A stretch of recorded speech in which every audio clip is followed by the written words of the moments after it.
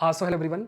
अगर आप civil service की तैयारी कर रहे हैं, इट्स वेरी इंपॉर्टेंट कि आप यूपीएससी रेलेवेंट कंटेंट पढ़ें। आज 23 सितंबर है। आज के न्यूज़पेपर में क्या क्या टॉपिक्स आपको गो थ्रू होने हैं वो देख लेते हैं। इसका डिटेल जो डिस्कशन है वो आप मेरा सेशन में देख सकते हैं, लिंक क्लिक करके। इसी चैनल के अंदर जो मॉर्निंग में डिटेल्ड एनालिसिस होता है तो उसको देख के। So my name is Saurabh Pandey. पहला टॉपिक देखते हैं, optical light based computing and AI के ऊपर है। अब इसमें जो कन्वेंशनल कंप्यूटर्स है जिसमें इलेक्ट्रॉनिक्स और एल्गोरिदम का इस्तेमाल होता है, अब उसकी जगह हम प्रयास कर रहे हैं क्योंकि एआई सिस्टम और एफिशिएंटली काम करने के लिए हम जो है डेवलप कर रहे हैं ऑप्टिकल लाइट बेस्ड कंप्यूटिंग की तरफ हम जा रहे हैं, जिससे फोटोन का इस्तेमाल होगा instead of electron for data processing. और ये जो फोटॉन्स हैं they can travel at the speed of light, less heat generate करते हैं और फास्टर प्रोसेसिंग में ये फैसिलिटेट आपका करते हैं। तो ये दूसरा टॉपिक है formation of super typhoon Ragasa. Typhoons भी एक प्रकार का ट्रॉपिकल साइक्लोन है जिसके लिए आपको 27 डिग्री सेल्सियस का टेम्परेचर और लगभग जो है कंटिन्यूस सप्लाई ऑफ मॉइस्चर की जरूरत पड़ती है। तो यहाँ पे जो रगासा है इसे कहा गया सुपर टाइफून कैटेगरी के अंदर रखा गया है। कहा गया कि इसकी स्पीड लगभग 215 से लेकर 295 किलोमीटर पर आवर तक रीच कर सकती है।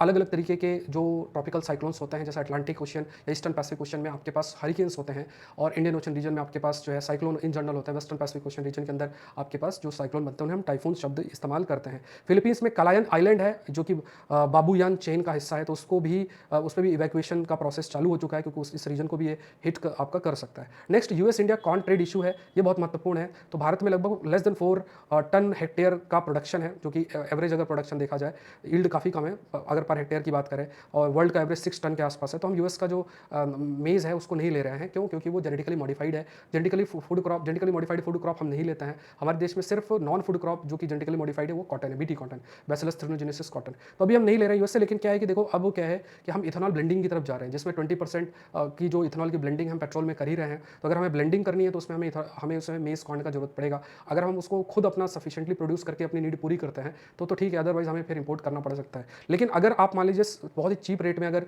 ये मेज़ को इंपोर्ट कर लेंगे तो हमारे फार्मर भी इससे काफ़ी अधिक अफेक्ट हो सकते हैं। फिर आपका पॉलीविनाइल एसीटेट है जो कि ग्लू है जो चिपकाने के लिए जो इस्तेमाल होता है। तो उसमें अट्रैक्शन के लिए वैंडर वाल फोर्स का जो है वो मौजूद होता है। तो ग्लू में पीवीए एक पॉलीमर मौजूद होता है और उसमें कार्बन, हाइड्रोजन, ऑक्सीजन है, और ये डिफरेंट मॉलिक्यूल्स में आपका जो वैंडर वाल फोर्स है वो मौजूद होता है जो कि चिपकाने के लिए यूजफुल होता है। नेक्स्ट देखते हैं, एमओयू साइन किया गया है इंडिया और मोरक्को के बीच में, जिससे कि हम अपने डिफेंस कोऑपरेशन भी बढ़ा सकें, साथ में हम मार्केट भी क्रिएट कर रहे हैं कि जो भी हम ड्रोन्स और दूसरी चीज़ें बनाएं उसको ये देश भी आके खरीदे। तो इस डायरेक्शन में हम काम कर रहे हैं। तो इस मैपिंग में आपको मोरक्को के बारे में जानना है तो ये सेशन आप डिटेल में जरूर से देखिए। और ये सेशन आपका मॉर्निंग में 9:15 तक स्टार्ट हो जाता है, 9-9:15 के बीच में रहता है। तो आप लोग जरूर से जरूर गो थ्रू हो। सिविल सर्विस की तैयारी कर रहे हैं तो शिक्षा महोत्सव का हिस्सा जरूर से बने, अनअकैडमी से जुड़े, टॉप क्वालिटी कंटेंट पढ़े जो इस एग्जाम के लिए जरूरी है। Thank you everyone, thank you.